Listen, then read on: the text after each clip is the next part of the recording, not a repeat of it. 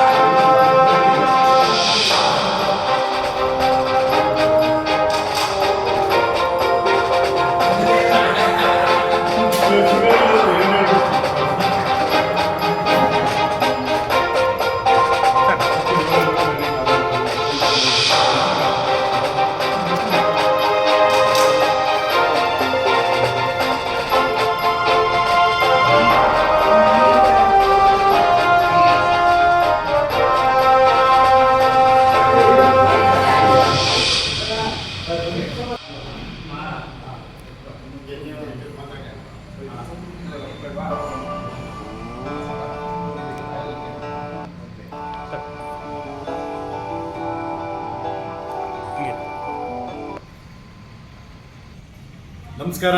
ಇವತ್ತು ಚಿತ್ರಕ ಮೋಟಾರ್ಸ್ ರಾಮಸಮುದ್ರ ಮುಖ್ಯ ರಸ್ತೆಯಲ್ಲಿರ್ತಕ್ಕಂಥ electric vehicle Jayachamaraja EV motors ಅಂಗಡಿ.